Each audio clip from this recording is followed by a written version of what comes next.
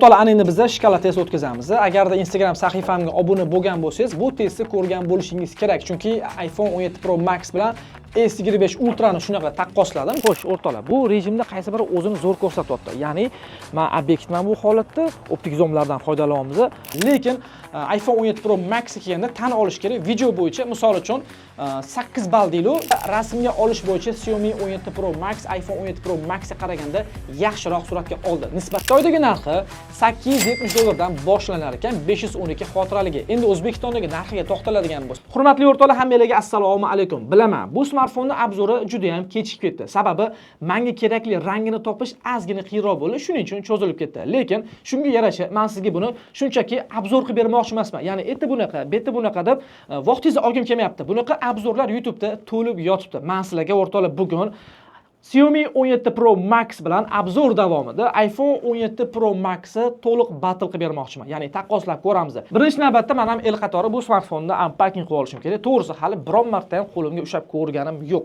Qora rangi bozorda yoki sotuvlarda bor edi, lekin to'g'risi qora menga unchalik qiziq emas edi. Menga aynan mana shu o'zim xohlagan rang qiziq edi. Chiqqanidan beri shu rangga yopishib olgan edi. Mana shuni obzor qilaman deb, lekin o'rtoqlar nasib ekan, mana bugunga nasib qildi. Xo'sh, o'rtoqlar, unpacking qilamiz. Smartfonimizni mana hozir paketdan ochib qo'y. Men o'rtoqlar qaranglar, hayajondan bilmayman, o'zini mamtida mana tortadigani bor ekan. Men pichoq ishlatib yuribman. Bilmadim, ahamiyat bermagan bo'lsam kerak, xullas hayajondanmi yoki o'zi aslida bunaqa qimmat smartfonlarni ushlaganimda unchalik hayajonlanmasdim. Chunki bundan ham qimmat smartfonlar obzor qilganmiz, hattoki $3000 ga yaqin smartfonlarni agar ko'rgan bo'lsanglar, ochib oldik. Ya'ni salafanidan ochib oldik. Endi korobkani ochamiz. Bismillah. Mamtini pachoq qilib qo'yamiz-da, korobkani qaranglar.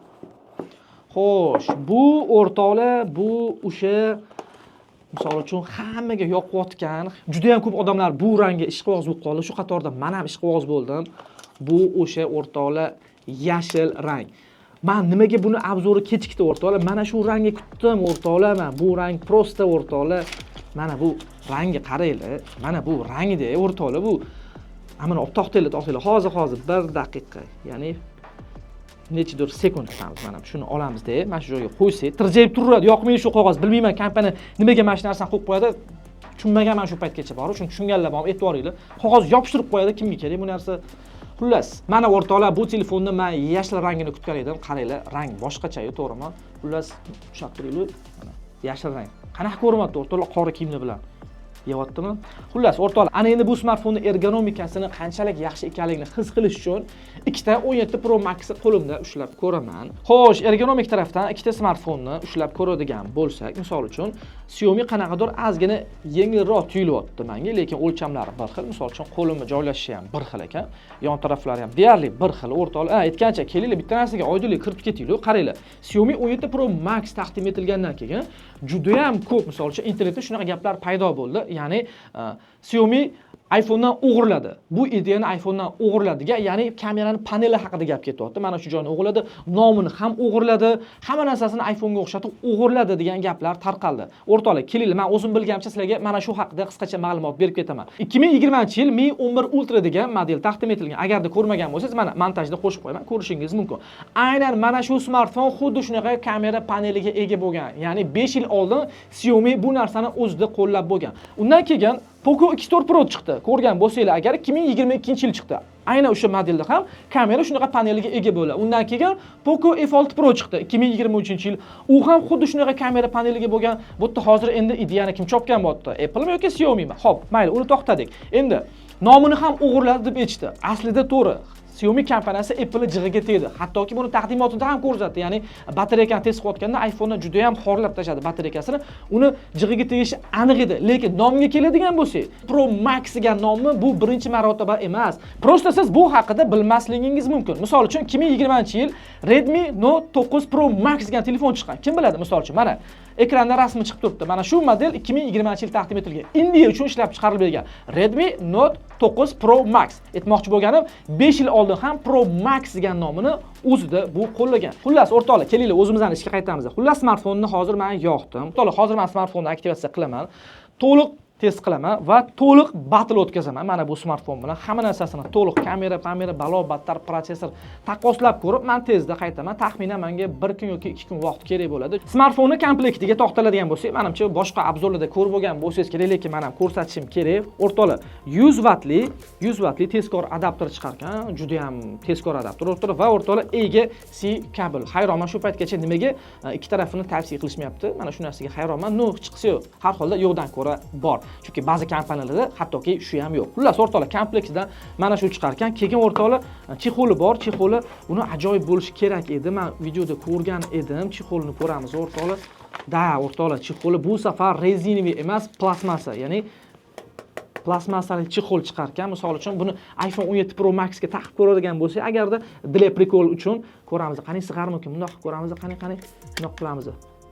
Yo'q, to'g'ri kelmadi o'rtoqlar. Yo'q. Bo'ldi, mana shu o'zida qoldi. Yo'q, hamma narsani o'ziniki bo'lgan yaxshi o'rtoqlar. Hech qanaqa bir-biriga to'g'ri kelmaydi. Endi o'ziga taqamiz. Ana endi o'ziga o'rtoqlar chotga tushdi. Xullas o'rtoqlar, o'zi ham 3 kun ishlatib ko'rdim bu modelni. Yaxshilab test qilib ko'rdim va iPhone 17 Pro Max bilan ham taqqoslab ko'rdim. Nimadan boshlasam ekan, o'zim ham hayron bo'lib turibman. Menga eng yoqqan jihati bu modelni orqadagi mana shu 2.9 jumli displey bo'ldi.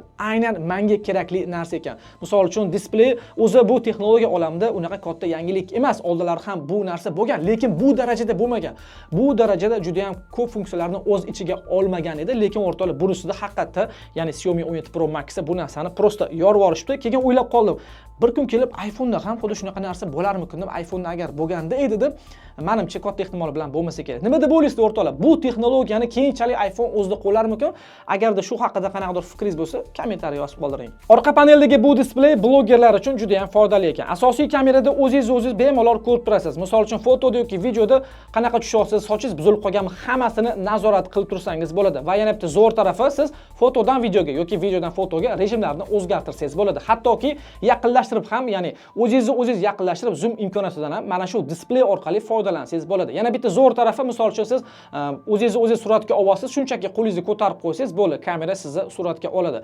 Orqa paneldagi bu displeyda yana foydali funksiyalar ham bor ekan. Masalan, sizga har xil qo'ng'iroqlar keladi yoki xabarnomalarni bemalol ko'rib tursangiz bo'ladi. Va smartfonga yanada qo'shimcha dizayn berib turadigan har xil siferblatlardan foydalansangiz bo'ladi. Nastroykasida displey uchun alohida bo'lim bor. Mana shu bo'limdan o'zingizga yoqqan tanlab bemalol chiroyli holatga keltirib qo'ysangiz bo'ladi. Xullas o'rtoqlar, bu displey sizga yoqdimi? O'zingiz fikringizni kommentariyada yozib qoldiring.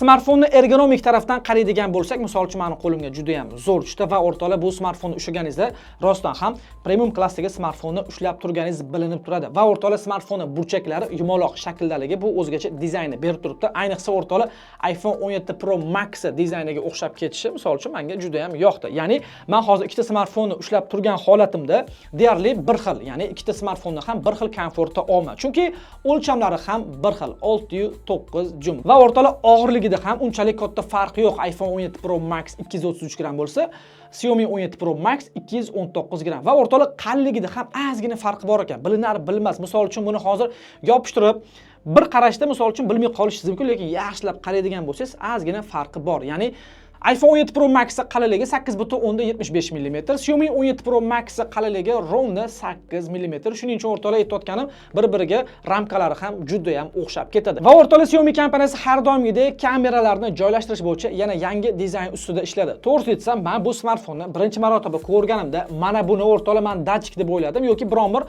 misol uchun infraqizil texnologiyasi deb o'yladim. Aslida o'rtoqlar, bu kamera bo'lib ham o'rtoqlar, bu shirik kamera, ya'ni ultravide kamerani mana shu joyga joylashtirishgan. Va o'rtoqlar, mana bu spichka, eng tepadagi asosiy kamerasi va o'rtadagi mana bu teleobyektiv kamerasi. O'rtoqlar, barcha kameralar 50 megapiksel. Ana endi o'rtoqlar, hammani qiziqtirayotgan savolga to'xtalsak, Xiaomi 17 Pro Max kamerasi iPhone 17 Pro Max kamerasi bilan bahslasha oladimi? Ya'ni hozir video syomka qilib ko'rsak, qaysi biri yaxshi syomka qilar ekan? Xullas, men test qilib ko'rdim. Marhamat, tomosha qilishingiz mumkin.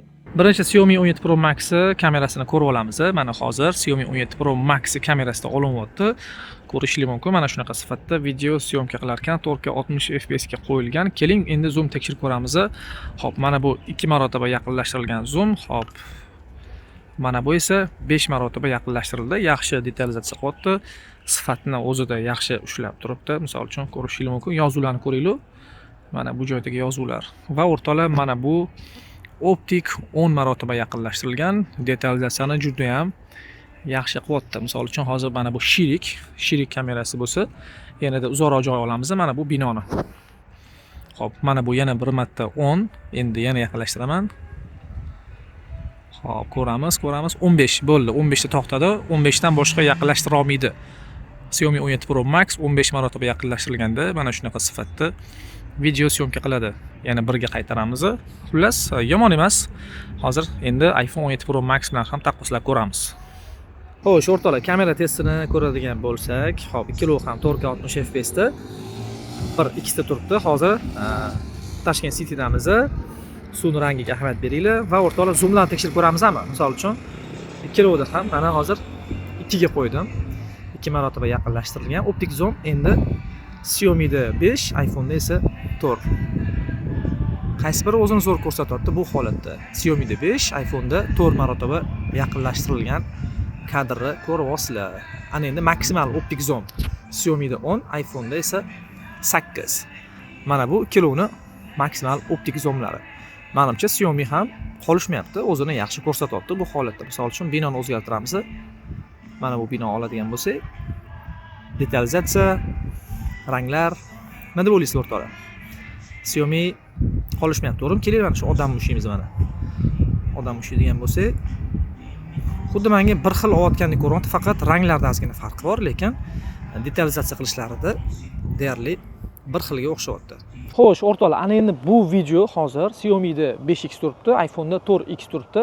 O'zim kadrga atidan tushib beraman. Ya'ni mana shu smartfonlarni sotib olganingizda, mana shu zoomga qo'yib turib, biron bir kontent olsangiz, qanaqa chiqadi degan maqsadda aynan o'zim shuning uchun tushib, video ko'rsatib berishga harakat qilaman. Xo'sh, o'rtoqlar, bu rejimda qaysi biri o'zini zo'r ko'rsatyapti. Ya'ni men obyektman bu holatda optik zoomlardan foydalanyapmiz. Orqalarni qanaqa detalizatsiya qilyapti, terini qanaqa chiqarib berishi, ranglarni qanaqa chiqarib beryapti. O'zingizlar fikrlarni kommentariyada yozib qoldiringlar. Davom etamiz.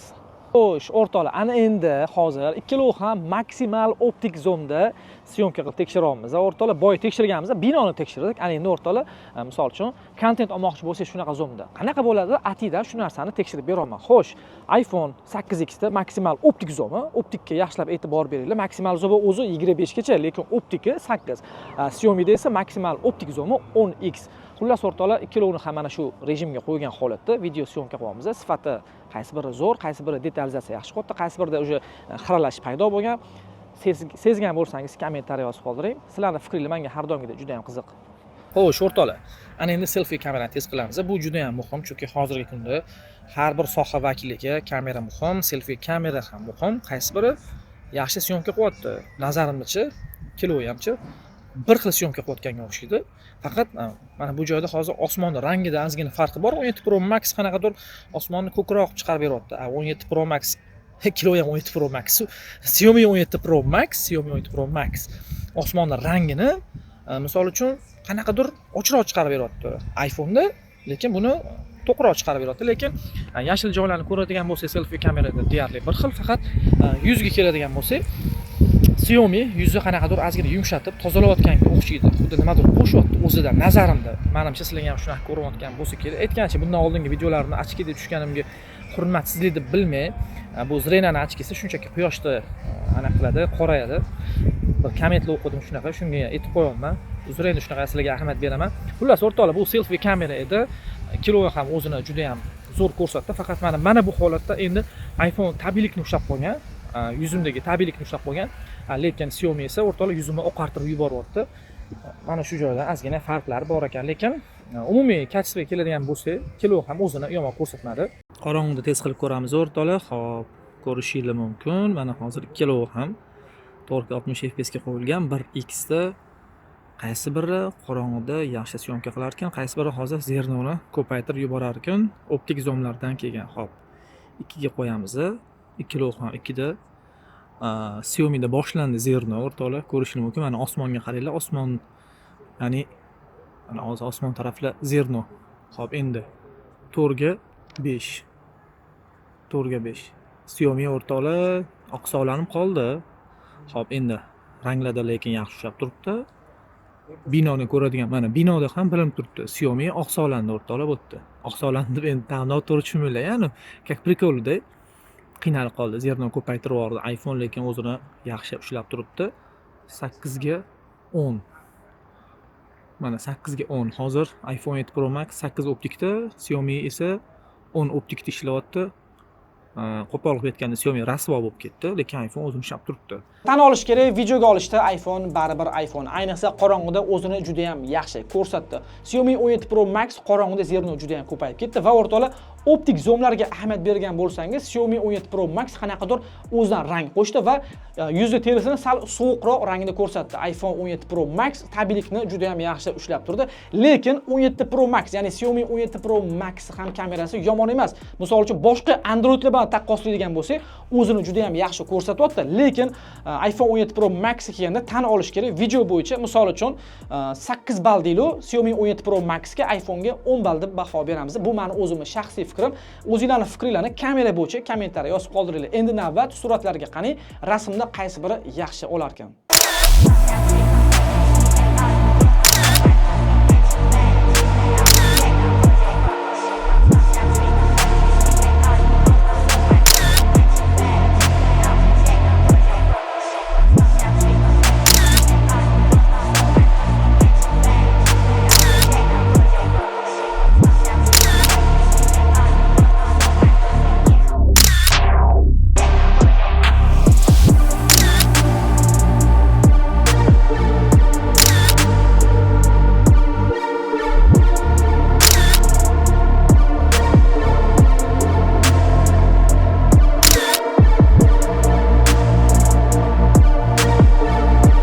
Lekin bitta narsani tan olib aytaman, o'rtoqlar, qorong'ida rasmga olish bo'yicha Xiaomi 17 Pro Max iPhone 17 Pro Max ga qaraganda yaxshiroq suratga oldi. Nisbatan yaxshiroq rasmga oldi va o'rtoqlar, yana bitta narsaga to'xtalib ketishim kerak. Rasmga olishda, ya'ni detalizatsiya qilishda, misol uchun binolarni suratga olganimizda Xiaomi 17 Pro Max iPhone ga qaraganda yaxshiroq detalizatsiya qilib berdi. Mana shu joyga misol uchun gap aytib qolamiz, lekin tabiiylikni ushlab turish bo'yicha iPhone o'zini yaxshi ko'rsatdi. Endi o'rtoqlar, smartfonda displeyga to'xtalsak, Xiaomi 17 Pro Max 6.9 dyum LTPO AMOLED displeyga ega. Piksel ruxsati 1200 ga 2608. 120 Hz ni qo'llab-quvvatlaydi. Ilovaga qarab turib o'zi adaptatsiya qiladi. Kerak payt pastroq Hz ishlab beradi va kerak payt eng maksimal 120 Hz ishlab beradi. Maksimal yorug'lik 3500 nit. Xiaomi 17 Pro Max displeyi smartfonni 92% ni egallagan. Shuning uchun displey ramkasi unchalik qalin emas.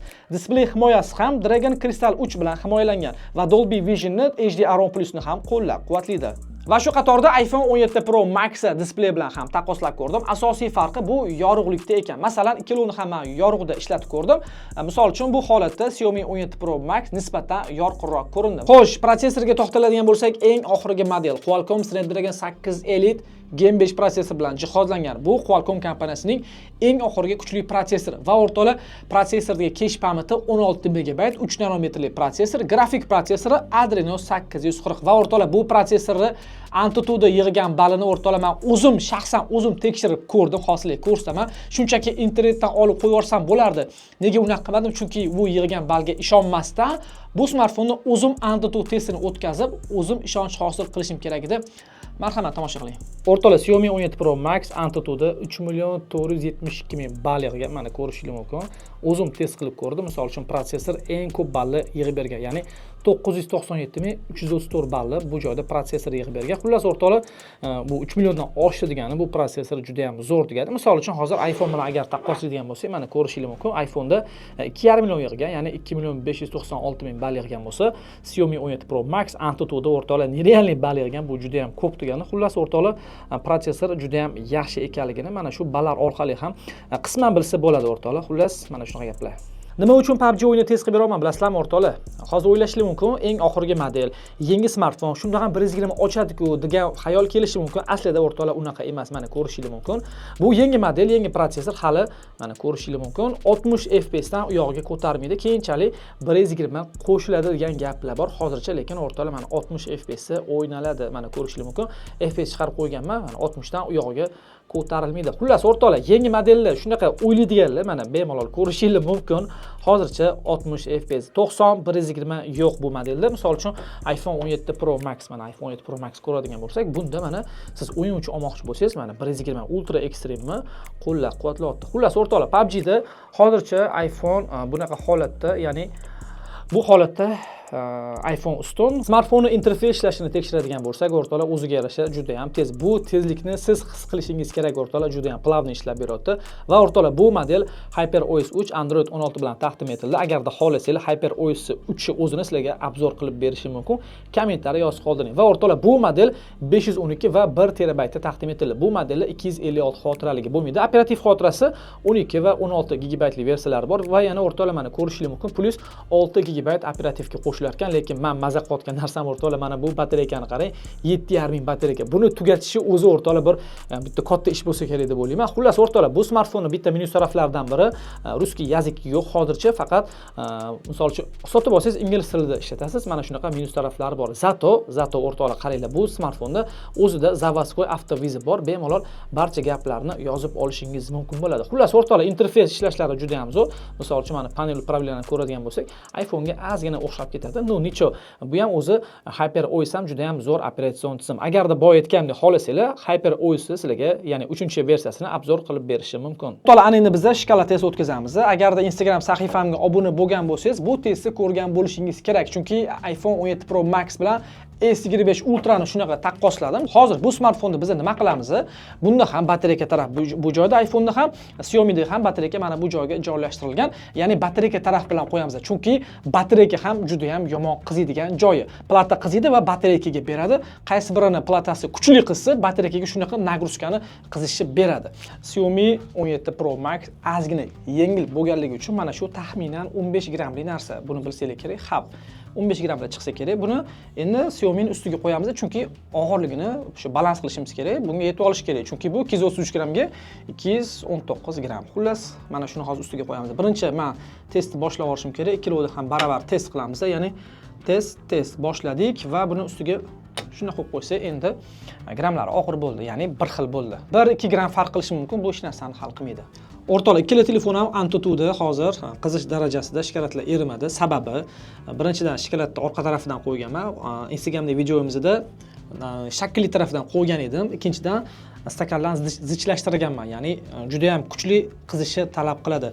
Shuning uchun AnTuTu'ni kuchi yetmaganligi uchun endi video zapisi bosib qo'yishga majbur bo'lamiz. Ikkalovida ham video zapisi orqali, ya'ni syomka orqali qizdirishga majburmiz. Xo'p, ikkalovida ham zapis ketdi. O'rtoqlar, hozir kamerani alishtirishga majbur bo'ldim o'rtoqlar, chunki iPhone'im batareykasi tugab qoldi. Lekin holatni ko'rasizlarmi? Ahamiyat beringlar. Ya'ni Xiaomi 17 Pro Max shikalatni erib ichiga kirib ketyapti. iPhone hali turibdi. Xiaomi 17 Pro Max shikalat ichiga kirib ketdi mana. Sirayapti, mana tushib ketyapti mana.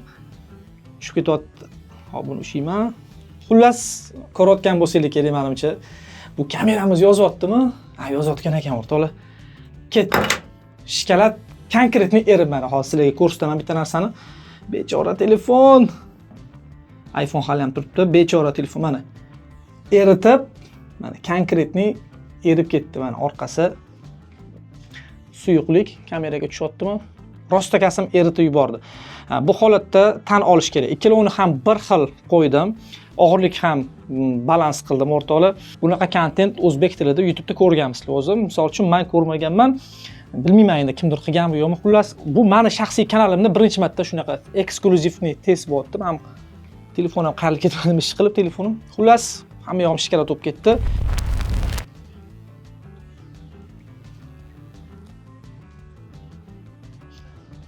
Xo'sh, o'rtoqlar, ko'rayotganinglardek sekin tushyapti. Sekin olamiz. Hop. Appa, mana adarildi. Ya'ni erigan holda mana orqasi shikalat bo'yotibdi. Konkretni erib ketdi. Bu kameramiz o'chdi, batareykasi tugadi, buni o'sha dosh bera olmadi bu. Xullas, o'rtoqlar, iPhone yaxshigina bu holatda o'zini ushlab turdi. Ikkalovini ham bir xil qo'yib. Bu safar endi iPhone 17 Pro Max g'olib bo'ldi. O'zini yaxshi ko'rsatib berdi. Mana shikalatlar erib ketdi, rostagasim. Aytgancha, bu video hozir sizga xira ko'rinayotgan bo'lishi mumkin. Kamera alishtirildi, tapir-tupirni kamera topib shuni qo'yib yubordim syomkaga. Shuning uchun agarda kачествоda muammo bo'lsa, uzr so'rab qo'yamiz. Davom etamiz. Ana endi o'rtoqlar bu smartfonni narxiga to'xtaladigan bo'lsak, hozir Xitoydagi narxini ham aytaman, O'zbekistondagi narxini ham aytaman. Xitoydagi narxi 870 dollardan boshlanar ekan, 512 xotiraligi. Endi O'zbekistondagi narxiga to'xtaladigan bo'lsak, o'zi birinchidan juda ham ko'p do'konlarda в наличии yo'q. Asosan buyurtma asosida keladi. Lekin shunda ham narxini bilmayman bular qayerdan olishyapti. Bir xillari 1300 dollar dedi, 1,5 ming deyishdi, hattoki 1700 dollar deb ham aytayotganlarini ko'rdim o'rtoqlar. Vobshe men tushunmay qoldim, bular qanaqa qilib narx qo'yishyapti. To'g'ri, 870 dollar degani bilan xarajati bor, misol uchun rastamovka, emek xarajatlari bor, lekin to'g'risi, men agarda misol uchun siz mana shu smartfondan sotib olmoqchi bo'lsangiz, hozir men sizga bitta onlayn do'kon aytaman. Eng arzoni o'sha ekan. Men bundan arzon topa olmadim. Hoziroq Telegram kanalga kirasiz, Ag'zab Marketni poisk berasiz. Ko'rishingiz mumkin, mana shu Ag'zab Market kanalida post joylashtirgan, ya'ni smartfon narxlari bilan tanishtirgan. Yozib qo'yibdi. 512 xotiraliga, ya'ni 12 ga 512 1120 dollarga sotib olishingiz mumkin. 14 kun ichida yetib keladi. Boshlang'ich to'lov bor yo'g'i 40 dollar. Qolganini smartfonni qo'lingizga olganda to'lasangiz ham bo'ladi. Eng asosiy fishkasi, siz uyingizda o'tirib bemalol mana shu smartfonni sotib ola olasiz aynan Ag'zab Marketdan. Chunki hamma narsa onlayn. Onlayn zakaz qilasiz, pulni onlayn to'laysiz, telefon qabul qilgandan keyin sizga shopper olib kelib bergandan keyin misol uchun xohlasangiz yana kartada to'lab bering onlayn, xohlasangiz naqd shopperni qo'liga bersangiz bo'ladi. Bu juda ham qulay. Xiaomi 17 Pro Max batareykasidagi bitta holatga juda ham ko'pchilik hayron bo'lgan ekan. Misol uchun qaranglar. iPhone 17 Pro Max qalinligi deyarli bir xil, misol uchun ozgina farq bo'pti. O'lchamlari ham bir xil, lekin batareyka hajmida yaxshigina farq bor. iPhone 17 Pro Max 5088 eSIM varianti, Xiaomi 17 Pro Max esa 7500. Bu qanaqa qilib degan savol tug'iladi. Hozir men sizlarga tushuntirib beraman. Xiaomi 17 Pro Max yangi avlod silikon karbon batareykasi bilan jihozlangan. Bu oddiy litiy-ion batareykadan biroz farq qiladi. Unda anod qismi, ya'ni batareykaning manfiy qismi tarkibida silikon ishlatiladi. Silikonning afzalligi shundaki, u ko'proq energiyani o'zida saqlab turadi. Ya'ni batareyka hajmi o'zgarmagan holatda ichiga ko'proq quvvat sig'adi. Shu tufayli Xiaomi 17 Pro Max batareykasi 7500 mAh bo'lsa ham smartfonga katta batareyka joylashgan, lekin telefonning baribir qulay holatda qolgan. Apple ga keladigan bo'lsak, haligacha litiy-ion batareykalari bilan jihozlab keladi. O'zini iPhone'larning sababi iOS tizimi bilan bu batareyka juda ham yaxshi optimallashtirilgan. Xullas, o'rtoqlar, videomizda shundan iborat edi. Bu smartfon haqida siz qanaqa fikrdasiz? Kommentariy yozib qoldiring. Sizning fikringiz menga har doimgidek juda ham qiziq bo'ladi va o'rtoqlar, meni fikrimga to'xtaladigan bo'lsak, agarda men Xiaomi ishlatuvchi yoki Android ishlatuvchi bo'lganimda, bu smartfonni sotib olgan bo'lardim. Smartfon realni menga yoqdi. Ya'ni faraz qilmanda o'zimni Android ishlatuvchi bo'lib, o'zim misol uchun tasavvur qilyapman, bu smartfonni men sotib olgan bo'lardim. Ayniqsa o'rtoqlar, smartfonning mana bu displeyi menga juda ham yoqdi. Misol uchun qaranglar, komplektatsiyadan 100 vatli adapter chiqyapti. 100 vatli adapter narxi nechta turishini bilasizlarmi? Kamida 40 dollar turadi. Misol uchun adapter bor, USB bor, misol uchun chexol расход qilib o'tirmaysiz, mana shunaqa yaxshi chexol chiqar ekan. Mana shunaqa plyus taraflari ham bor. Misol uchun zapis zvonkov o'zida HyperOS eng oxirgi operatsion tizimda ishlab beryapti. Bu ham juda ham zo'r. Xullas, o'rtoqlar, smartfon umumiy olib qaraydigan bo'lsak, menga juda ham yoqdi. Xullas, bu smartfon haqida meni fikrim shunaqa edi. O'rtoqlar, bugungi videoni shu bilan yakunlaymiz. Ana endi keyingi videogacha xayrlashamiz. Sog' bo'linglar, salomat bo'linglar. Keyingi videolarda ko'rishguncha xayr.